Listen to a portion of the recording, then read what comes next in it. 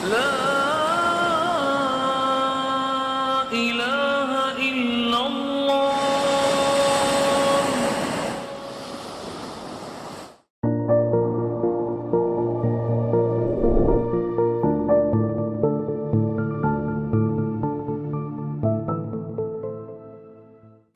والصلاة والسلام على رسوله الكريم وعلى آله وأصحابه ومن استنى بسنته إلى يوم الدين. All praise is due to Allah, and may Allah's peace and blessings be on the last messenger of Allah and on all those who follow the path of righteousness until the last day. My topic, as you have already heard, is feminism from an Islamic perspective, or Islam and feminism. And this term, feminism, we hear regularly in the newspapers, on television, in the media, magazines, etc. It has become one of the hot topics of our time. It's a topic which came up in the 20th century, and it has carried on into the 21st century. And it's a topic which represents, in the hands of some, an attack on Islam, or the basis from which Islam would be attacked. However, feminism in its origin was not against Islamic teachings. It is what feminism has become in our times, where we find it challenging and seeking to displace Islamic teachings in the Muslim Ummah, the female element of the Muslim Ummah. So, for us to understand this topic, let me first give you a definition. The definition found commonly is that feminism is the belief in the social, economic, and political equality of the sexes. The social, economic, and political equality of the sexes. This is the essence of what women, Western women in particular, were fighting for the last 300 to 500 years. The social equality, which had to do with family and how family operated. Economic, which had to do in the workplace, wages, and equality of pay for equality of work. And in the political sphere, it was focused on voting, because up until 1920, in the US, there wasn't an opportunity for most Americans or American females to vote. Voting was the right only of males. But by 1920, 1918 in the UK, women were given the right to vote. And with that right, they progressed with the civil rights issues of the 20th century, where Black Americans sought their rights, which were supposed to have been given to them, and the women's movements, women's rights movements, they followed up behind the civil rights movements in the US. Now, when we look at the issues of feminism, we have to understand that feminism in the West is quite different from what many of you might think feminism is as Muslims. Because the background, the history which produced feminism in the West is different from the background for Muslims.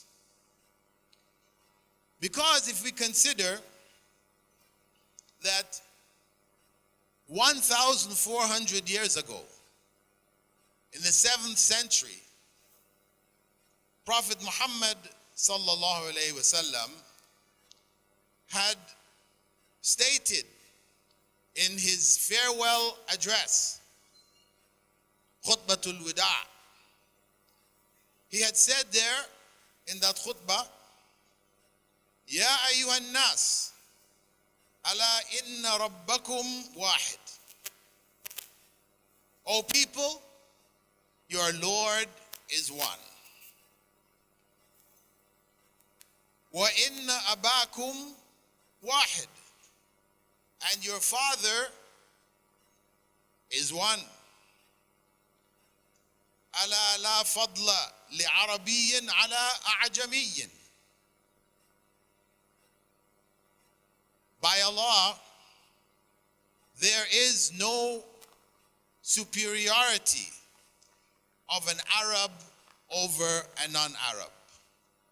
Wala li'ajamiyyin ala arabiyyin, or for a non-Arab over an Arab. Wala li'ahmarin or ahmara ala aswada. And there is none for whites over blacks. Wala li aswada ala ahmar, nor for blacks over whites. Illa bittaqwa, except based on the fear of Allah. This statement 1,400 years ago is a statement of civil rights, a statement of equality, which was only reached by Western civilization in the 19th and 20th centuries. So we have a different background. Our laws are divinely revealed laws, revealed by the creator of this world and everything in it. Their laws, while initially based on the Bible, and the Bible is corrupted, it is not the pure revelation from Allah, so it has in it many, many statements which go against the teachings of God. But it does have a moral core which is preserved in Islam in its purity. So with that corruption, then it was not surprising that in the West, slavery was promoted. People of color were looked at as inferior to Europeans. And even in the most highly regarded document of America's existence, the American Constitution, in it, and this is written in the 18th century by the leading thinkers, the most enlightened leaders who put together this document known as the American Constitution. In it, in Article 1, Section 2, called the 3/5 Compromise, It enshrines there the concept that people of color, black people, were equivalent to 3/5 of a white person. This is in the American Constitution. This is in the 18th century.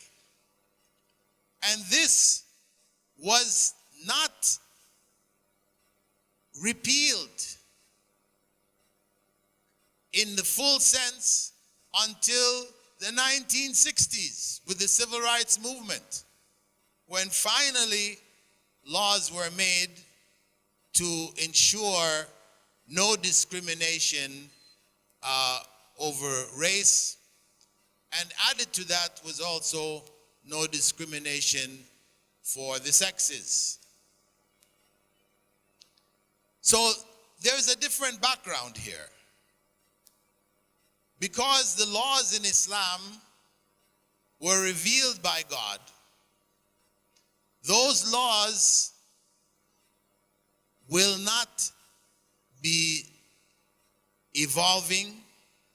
They will not need to be changed.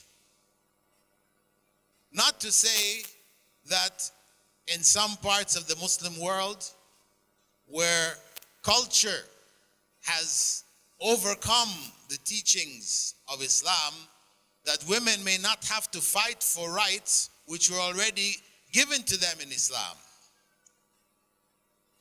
So this is the perspective we are talking about. The rights which Western women fought over in the early 20th century, like owning property, this was already established in the Quran and the Sunnah 1,400 years ago. That khutbah or speech which Prophet Muhammad ﷺ gave as his farewell speech 1,400 years ago, you will not find in any civilization from the 7th century all the way up until the 20th century where a clear statement of equality and opposition to nationalism and tribalism is there. You will not find it. No matter how hard you search in all of the European countries, countries of the Far East, Near East, it's not there. And the reason why it was there at a time when nowhere else in the world was this said is because it is revelation from Allah subhanahu wa ta'ala. That's why it could be found 1,400 years ago when nobody in the rest of the world was thinking about this. It was not comprehensible.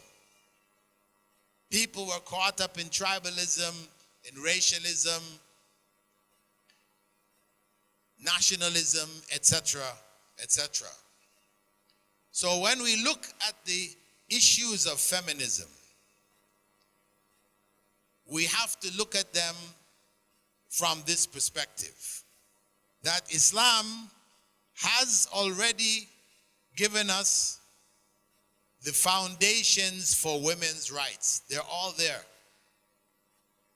Women's rights which benefit them, they're all there.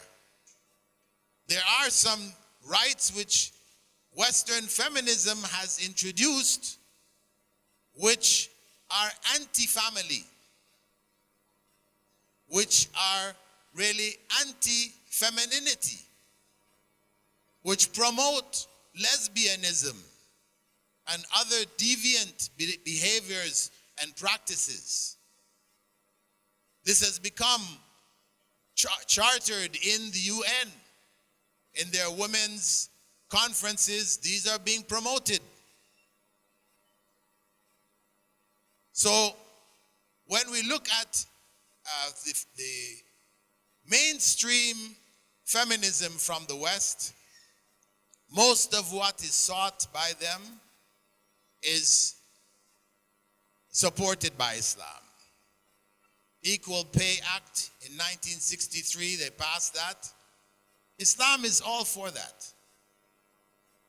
Whether it's males amongst males, white and black, or males and females, if both have done the same work, they deserve to get the same pay. So this is quite legitimate. Also, restricting jobs in the West, women were not allowed into certain professions. So Islam, that door is open. They are not restricted from where and when and how they would work in the society. If it's beneficial to the society, Islam is in favor of it. It doesn't oppose women entering into various fields of work, which may be even well known or commonly held by males. Islam doesn't say simply because males are normally in these fields, you can't. What you find is that it was not until the 1965 Race Relations Act that followed also by the Civil Rights Act that women were now given the opportunity to take jobs as airplane pilots, in construction workers, soldiers, bankers, bus drivers. They could take all these jobs. This was a revolution in the 60s. But really, Islam never prohibited women from taking these professions. The bus drivers, you might say, but what about Saudi Arabia? Women are not allowed to drive there. Well, you know that some changes have taken place recently.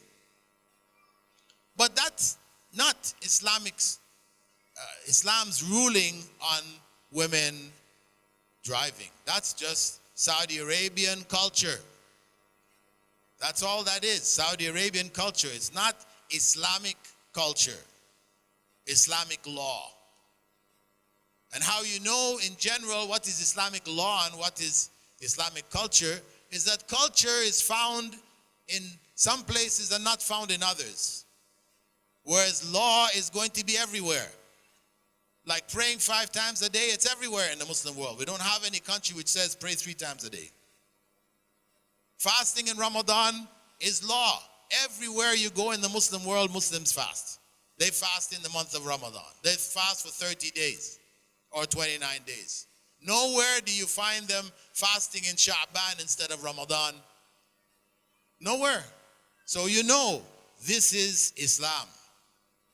But when you find things in one place, practice, for example, here in Nigeria, but you go elsewhere, you don't find it, then this is one of the signs that this is cultural. It's cultural. It's not really from Islam. So, important for us to understand the distinction between the two. So, as I said, much of what the early feminist movement in the West sought, Islam had either already provided or the opportunity to find it was there in Islam. So when we look into certain practices, for example, we said the right to own property. Women in Islam had the right to own property 1,400 years ago. The right to education, which is one of the things that the feminist movement fought for in the 19th century. The right to education. We know that Aisha radiallahu anha was one of the leading teachers after and in the time of Prophet Muhammad sallallahu alaihi wasallam. We know that. Herself and Salama, they taught the generation to come the deen. Maybe 1/4 of the Sharia was taught by them. So they had that position 1,400 years ago, no problem. Whereas in the West, women were denied education. They were not allowed to go and study. Back in the Middle Ages, they were even debating whether women had souls. Whether women had souls. Because they were generally holding the opinion that women were just created for the pleasure of men. And even the most enlightened thinkers of the Renaissance period and the Enlightenment period, they made horrendous statements about women. That they're frivolous, they're silly, they're not to be consulted, like these kinds of statements. So that's the tradition that feminism in the West is coming out of. Actually, even during the 18th century into the 19th century, early 19th century, in Germany, men had the right to sell their wives. In Germany, men had the right to sell their wives to somebody else. I mean, this is something unthinkable in Islam, that a man would have the right to sell his wife to somebody else. But that's what existed. And that's the view that they had of women. So you can understand that as women woke up in the West with the various civil rights movements that were developing in France, in Germany and England, etc., that they sought for those rights. They fought for those rights. So, as I said, what we have to keep in mind is when we look at issues, feminist issues, we have to keep in mind that our background is different from theirs. And when the countries of Europe and the West became secular countries, secular democratic countries, then even the moral principles which govern the society were lost. The moral principles which govern the society were lost because morality now was decided by the majority. Morality was decided by the majority of the citizens. So what was forbidden, considered evil, etc., 10 years before, 50 years before, what was now considered good and fine. And what was considered good and fine before was now considered evil. And that's how the situation changes in the West. So you will find new issues coming in the feminist movement which go against the understandings of the early feminists of the 20th century. So just as an example, we can look at the issue of what is called marital rape. Marital rape. In the 90s, 1993, it was made a crime punishable with jail in the US. And it spread across a number of countries in the world. Marital rape. Now, the reality is that according to Sharia, there is no such thing. There is no such thing as marital rape. Because when a husband and wife marry in Islam, there are rights which have been specified for the male and rights which have been specified for the female. And amongst the rights of the male is that if he calls his wife to have relations with him, she's supposed to come. And she marries under that basis. So the idea that she is going to say no and he forces himself on her, and that now becomes a crime punishable with 12 years in jail. 12 years in jail. We can say, well, maybe, he shouldn't have forced himself. If the force is coercion, non-physical, then still, should he be charged? If it's physical, he has beat her up, he broke an arm or whatever, okay, we have an issue. This is now violence. And the punishment is not for marital rape, but for violence, for harming his wife. That's the point in Islamic law. But not rape in marriage. And in fact, though the West has taken it on and now it's become quite a standard, some of the biggest countries in the world, China, there is no marital rape. India, there's no marital rape. Here, Nigeria, there's no marital rape. Biggest country here in Africa. Second biggest, Ethiopia, Muslim population-wise, general population-wise. No marital rape. And a number of other countries around the world. Indonesia, 300 million people, no marital rape. So this is something limited to a particular part of the world, with their view in terms of the male-female relationship. So what has happened is that feminism went from practical, institutional efforts to ensure women their fair, just, and equal rights into areas now which went beyond the boundaries of what was just, fair, and just. It now shifted into radical feminism, which identified men as being the enemy.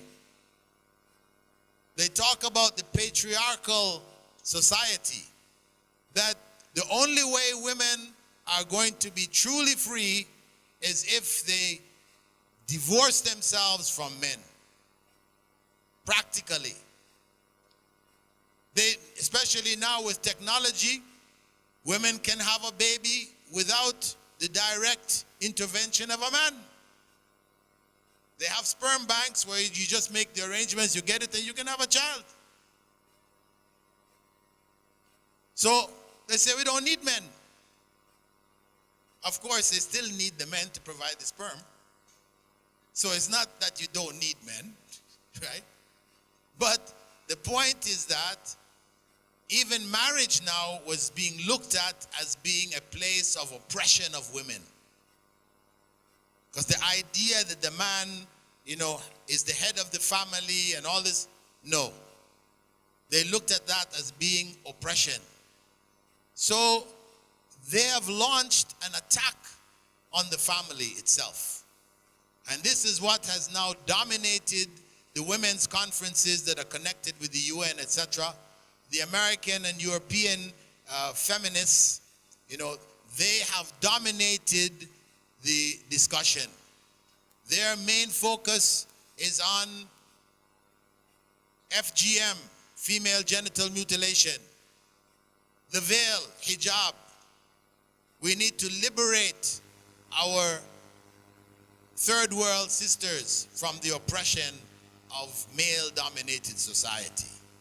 So that is their view. While women from the third world are concerned about things, practical things connect in their countries which have to do with national debt and health care and all these other kinds of things, their main concern is contraception, sterility, sterilizing the third world women so they don't have too many babies.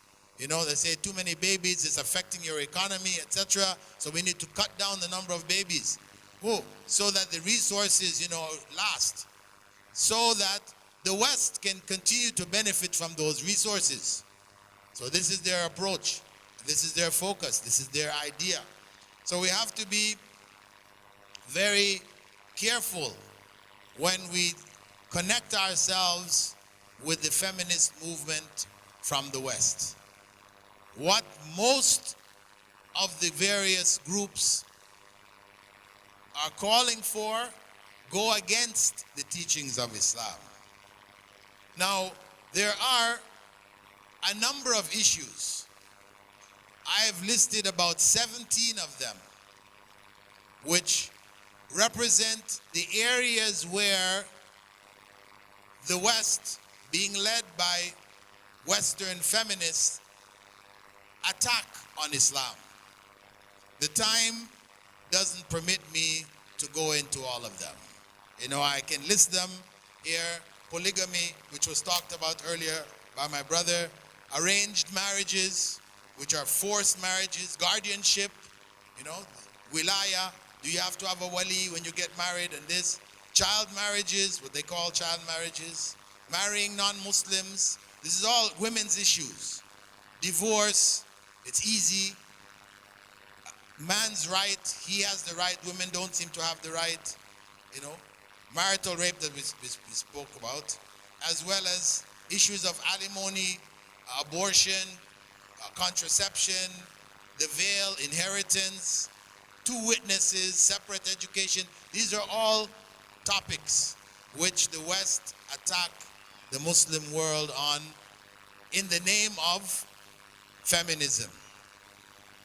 What I would suggest to you, because time doesn't permit me to tackle all of these, what I would suggest to you is that these have been tackled already in a course called Contemporary Issues, which is available at my university website, Islamic Online University. This course in the free diploma, it doesn't cost you anything. Go there and take this course. They give you a certificate at the end of the course. These issues, which are hot issues of our time, which have to do with you as women, please take this course, take the benefit from it. It will help you in dealing with these various issues which are being raised constantly in the media, etc., in the name of feminism. So, inshallah, this presentation, Islam and Feminism, is really about distinguishing between what we may call Islamic feminism and Muslim feminism, cultural Muslim feminism. Islamic feminism is where a Muslim woman who knows her rights in Islam insists on her rights to get those rights, where those rights are not being given as they should. For example, female divorce, khula. Khula, where a woman has the right to initiate divorce. In most Muslim countries, it's very difficult, even though it may be on the law books, because it's in all of the schools of law, Islamic law, Sharia, the madhabs. It's there in every one of them.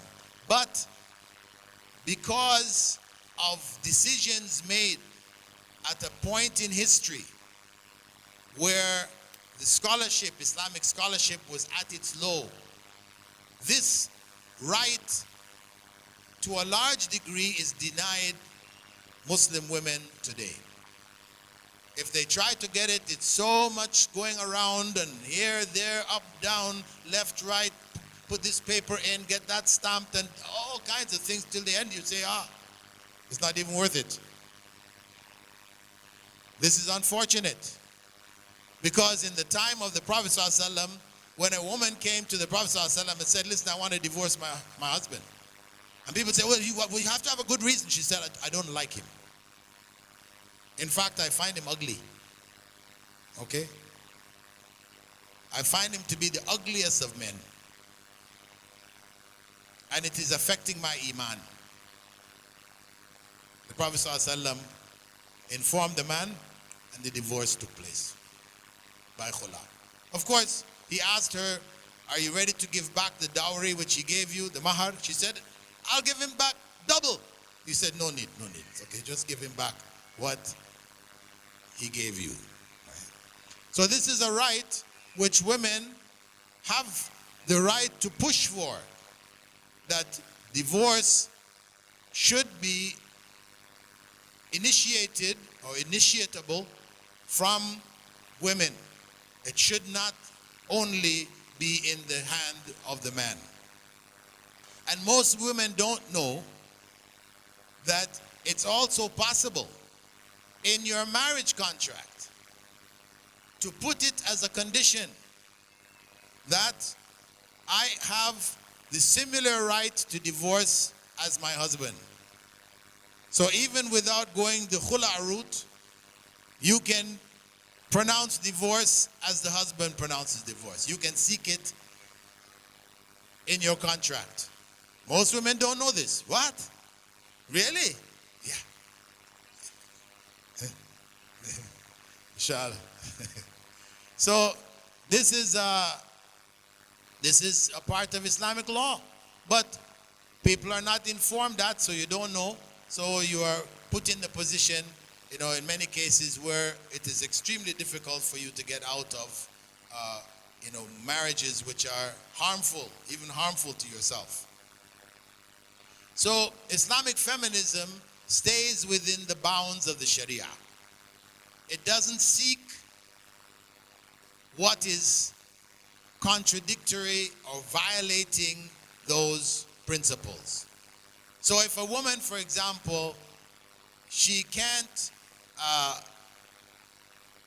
conceive in her own womb, in the West, it's possible for her to either combine ovum from her womb, from her fallopian tubes, combined with the sperm of her husband or the sperm of anybody else from a sperm bank, and that combination put in the womb of another woman who becomes a surrogate mother, and she has a child. From the Islamic perspective, this is not permissible. The only in vitro fertilization, IVF, acceptable is where the ovum of the woman is combined with the sperm of her husband, and it is placed in her womb. That's it. If she can't bear a child in her womb, then she's patient. Adopt a Muslim child. That's possible too. Adopt that Muslim child. The Prophet ﷺ had said that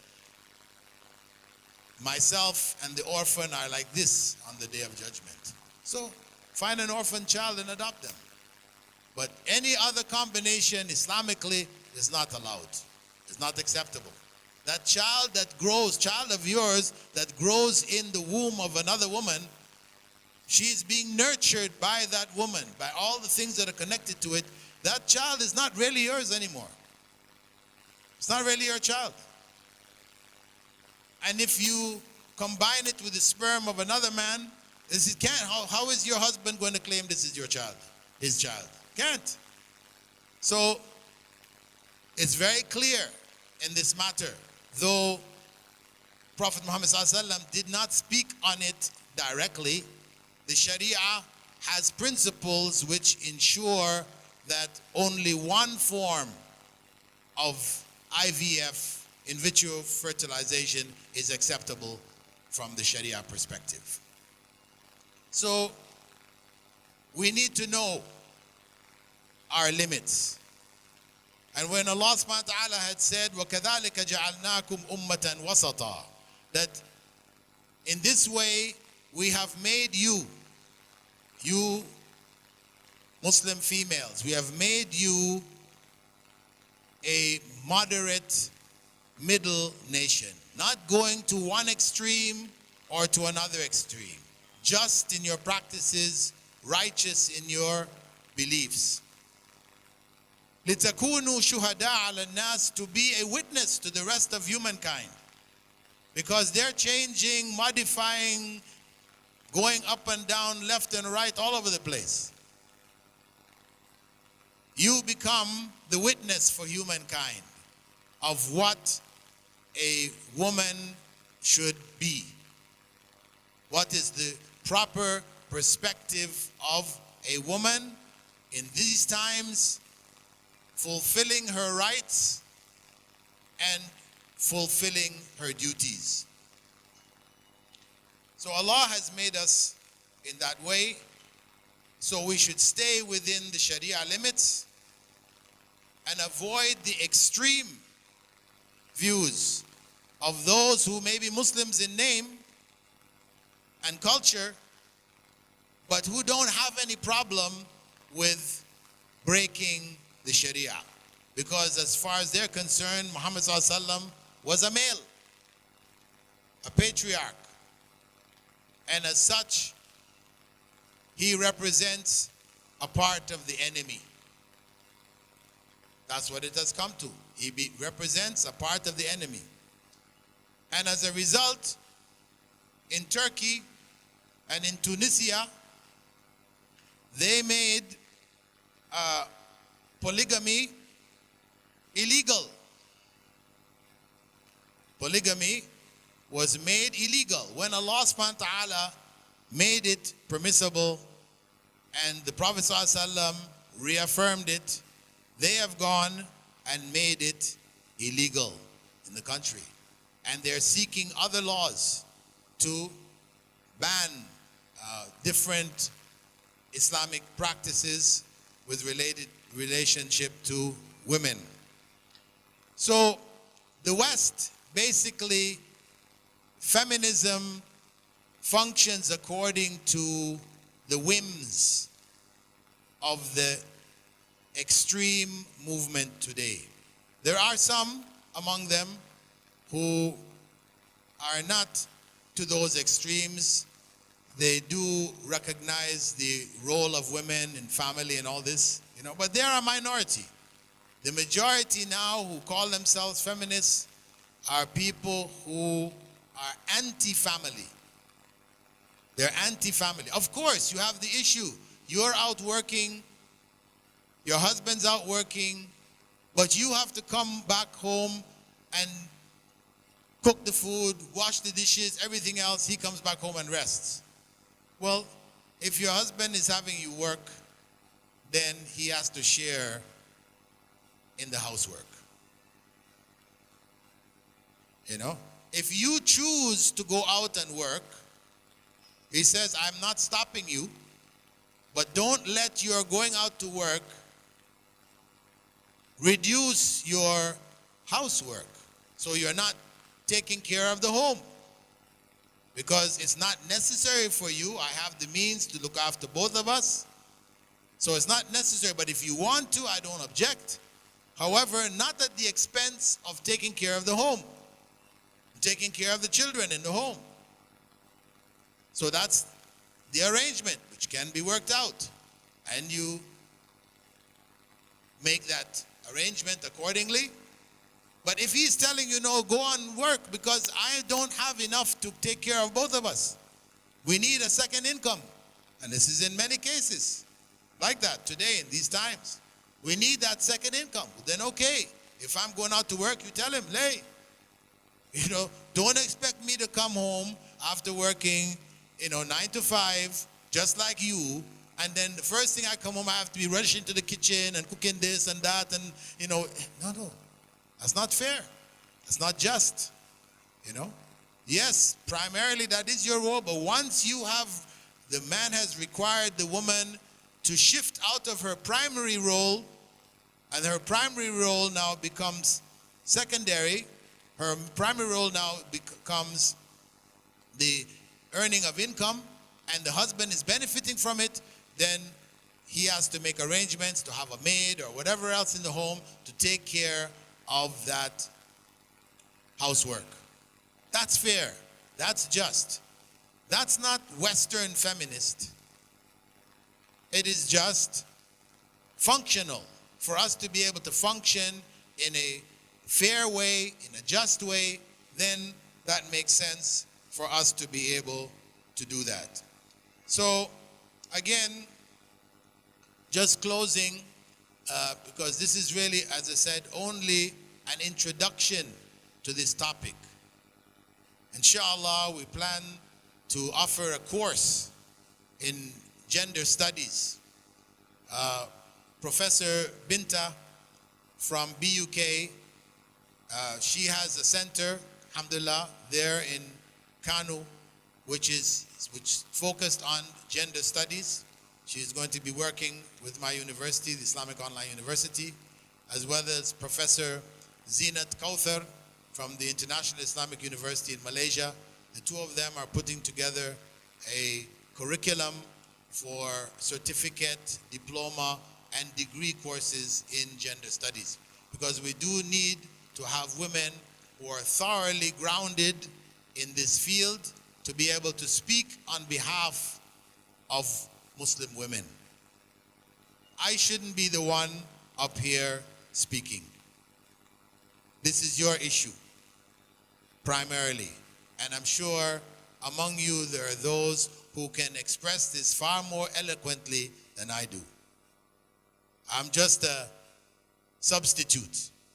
But we need to see more and more women step up and take this on and become spokespeople. Because when the West sees this, they say, see, the men, this is a woman's issue and it's men telling the women. No, it needs to be women telling the women. Women discussing with the women. So I encourage you to join the Islamic Online University and access the knowledge that is available, because your future is going to depend on your current knowledge. You need to have a thorough knowledge about the deen, first and foremost.